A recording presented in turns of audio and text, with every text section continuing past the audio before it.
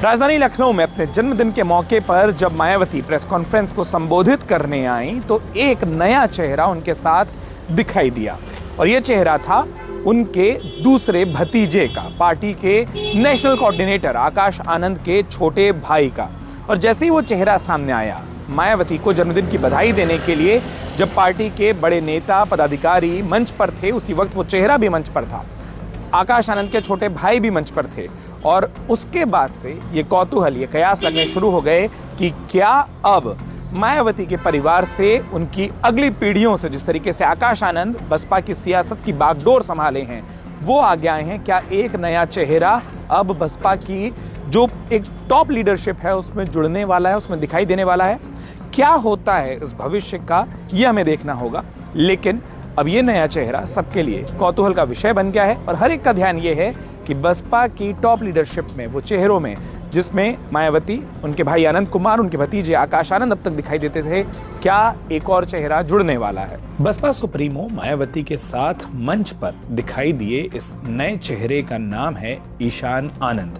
वो मायावती के छोटे भतीजे हैं और बहुजन समाज पार्टी के नेशनल कोऑर्डिनेटर और उनके बड़े भतीजे आकाश आनंद के छोटे भाई हैं। बहुजन समाज पार्टी से जुड़े सूत्रों के मुताबिक ईशान आनंद मायावती के जन्मदिन को मनाने के लिए लखनऊ आए हुए थे।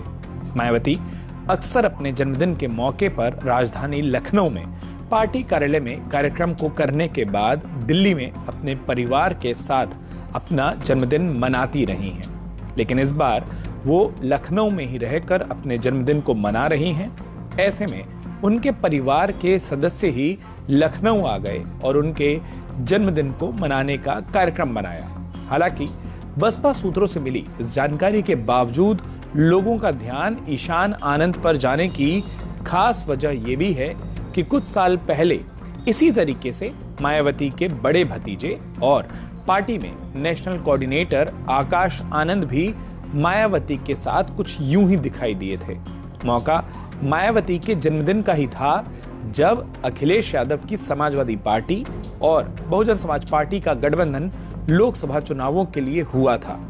उस साल अखिलेश यादव जब मायावती को जन्मदिन की बधाई देने लखनऊ में उनके घर पर पहुंचे तो आकाश आनंद भी उस तस्वीर में नजर आ रहे थे। इसके बाद आकाश आनंद लोकसभा चुनाव प्रचार के दौरान मैनपुरी की उस रैली में भी मंच पर नजर आए थे, जिसमें खुद मायावती मुलायम सिंह यादव के लिए चुनाव प्रचार करने को गई थी।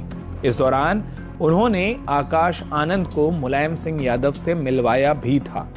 आकाश आनंद भी बहुजन समाज पार्टी के कार्यक्रमों में पहले सिर्फ मायावती के साथ मौजूद नजर आते थे, लेकिन धीरे धीरे मायावती ने आकाश आनंद की मौजूदगी को न सिर्फ महत्व देना शुरू किया, बल्कि उन्हें पार्टी में पद भी दिया जाने लगा। ये माना जाता है कि मायावती उन सालों में जब आकाश आनंद मायावती के साथ दिखते थे लेकिन किसी भी पद पर नहीं थे, वो दरअसल आकाश आनंद को राजनीति में लाने के लिए तैयार कर रही थी।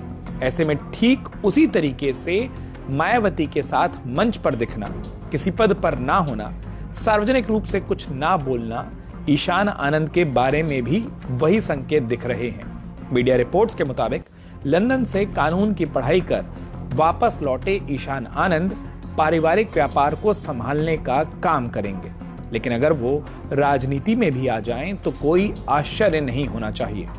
ईशान आनंद की पहली तस्वीर ने जिस तरीके से सुर्खियां बटोरी हैं, माना यह भी जा रहा है कि बसपा के नए उम्र के वोट बैंक को अपने पास लाने के लिए ईशान आनंद को पार्टी में जिम्मेदारी देने के बारे में मायावती सोच भी सकती हैं, खासतौर पर तब जबकि मायावती के सामने अपनी पार्टी के जनाधार को बढ़ाने और चंद्रशेखर जैसे युवाओं के बीच में तेजी से लोकप्रिय होते नेताओं के पास जो बसपा का वोट बैंक और जनाधार छिटक रहा है, उसको वापस लाने की एक बड़ी चुनौती भी है।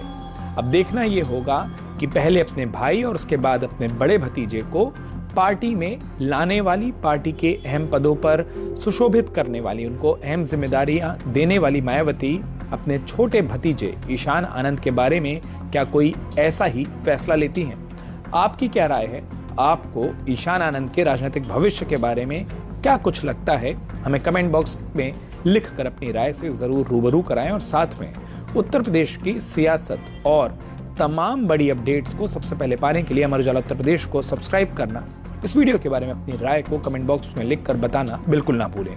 आप सभी का अपना वक्त देने के लिए बहुत बहुत धन्यवाद। अमर उजाला जीवांजलि के सारथी की मदद लें और महाकुंभ में स्नान जरूर करें।